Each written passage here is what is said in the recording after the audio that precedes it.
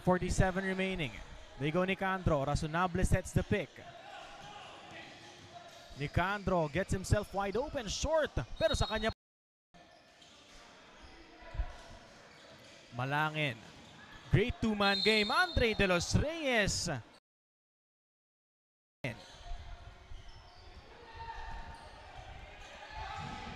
Rick Monsayak watching him. Razonable offers the pick. JL kicks it out. Ronroy from deep. Off iron. JJ Malangin, Mr. First Quarter. Man of the moment, JJ Malangin. Coming up with a miss. But we're not gonna get too technical about things. Meantime, nakakakuha ng magagandang looks. Patriots here in the first half so far impeccable, being able to catch up sa opensa ng AIMS. Andre De Los Reyes, two-man game na naman. Alexis Rivera against De Los Reyes. Diego Francisco, traveling violation. Outlet pass for Carlos Lapira. And Gio Santiago, basket and one. We're seeing here Odvina against Calagos.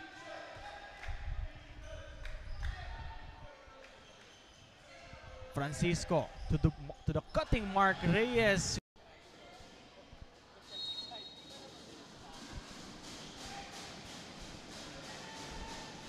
Taking too much time itong DLSU Dasmariñas, but they still were able to get that inbound. James Buda fires. Of AIMS stopping the offense of the Patriots, pero you gotta be able to convert. Ronroy Bunda still. Reyes, ito, very stable player on the side of AIMS for Coach Darwin De La Punta. Sa kabilang dako naman, Andre De Los Reyes. Ng mga nangyayari. Sa comment section, kung nagtataka kayo kung ano yung mga staggered screen, pwede kayo mag-comment dyan. Sasagutin namin yan. Tawan-tawa itong kasi just not able to cash in.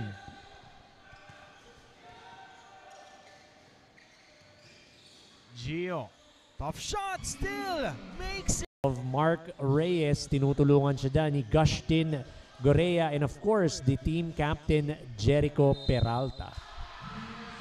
Meantime, Razonable missing on that layup. Mark Reyes drops it down low. Gustin Gorea smokes it.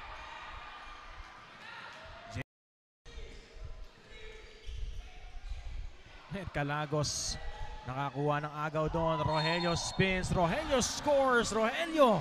Reyes. Yes. Pero ito, dito muna si Coach Tito sa old reliables niya. Malangin puts it up. Malangin! And that baseline action, that pick, CJ Francisco from the 15-foot line. Ronroy Bunda. Now to JL. Malangin na naman. JJ Malangin has it. Pick by JL. JJ gets himself wide open.